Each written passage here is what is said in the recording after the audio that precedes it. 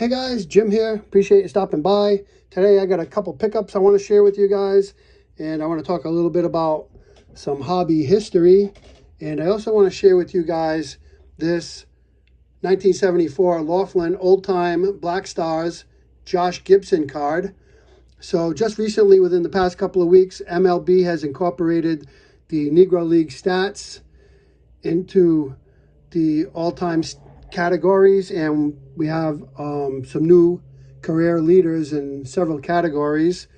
And since that's happened, this particular set has gone crazy, and this card especially. So this is Josh Gibson. So 1974, when this set came out, it's a 36 card set. I do have the complete set. I will do a showcase on that in the future, but it's a 36 card set.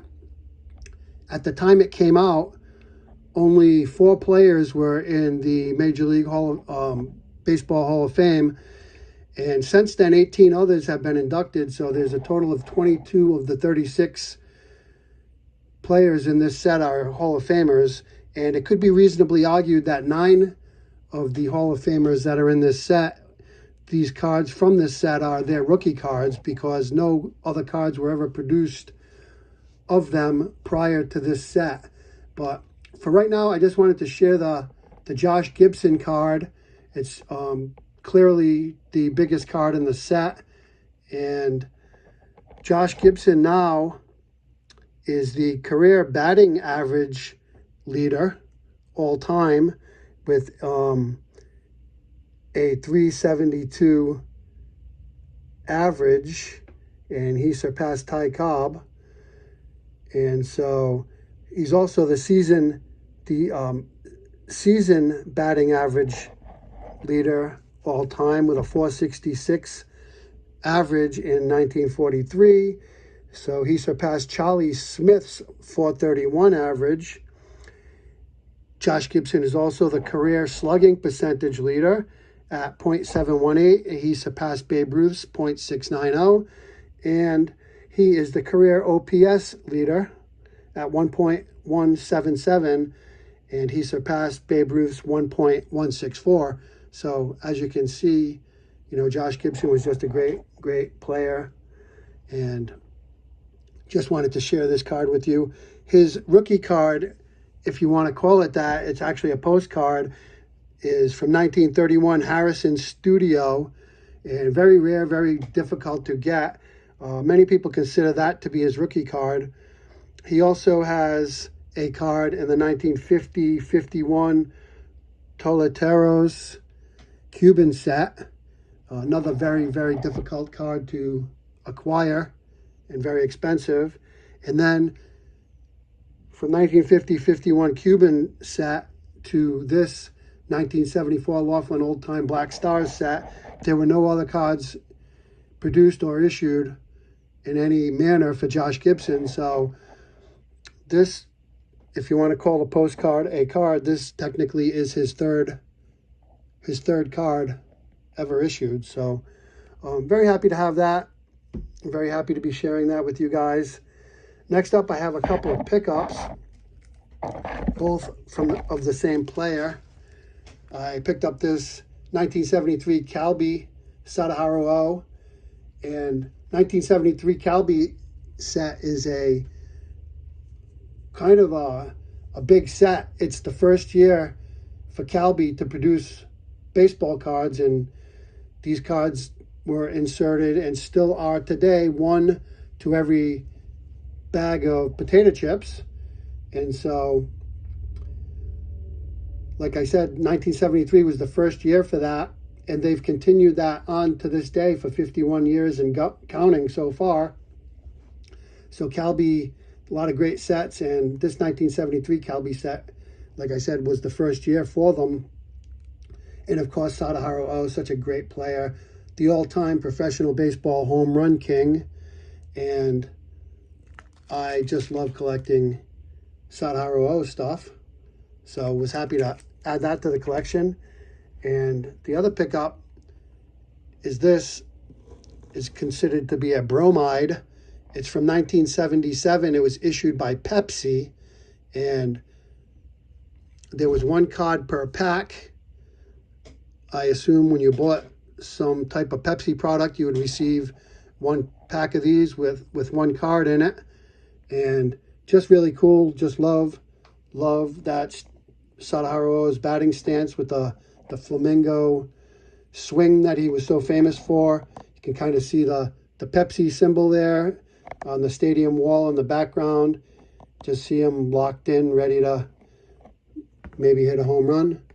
Here's the back. The back shows all eight cards that you could get in that set. And so there's the one that I have here. And then there's 7 others as well. So that's pretty cool. And it says something along the lines of collect them all here. So happy to get that. And along with that, I got the original package that it came in. So those cards there came in these packages, one per package. And really cool to have the original package to go along with that. So next up, I just want to talk a little bit about a little hobby history here. A while back, not too long ago, a couple months, I picked up this Babe Ruth, and I shared this on a video. And this is a promotion for the American Sports Cards Association show, which was held in May of 1980. And so that was pretty cool. Prior to that, maybe 6 months before that, I picked up this card with Jim Bouton and Johnny Sain on it. And this one was advertising the American Sports Cards Collectors Association show from November of 1979. And so I got to researching about the American Sports Card Collectors Association show, and it was a pretty big deal in New York, and it was twice a year, and it was one of the biggest shows around. And so I ended up finding some pins that were given away at those shows as well. And I ended up picking up a few. And here is from 1979 show. And this is commemorating the Hall of Fame induction of Willie Mays. So I thought that was really cool. And then I got this one, Jackie Robinson, from the May 1977 show. Happy to get that. But the big one that I was really happy to get was this one from May of 1973. Now, this was the first ever sports card show in New York, and probably one of a handful of a handful of sports card shows in all the country. So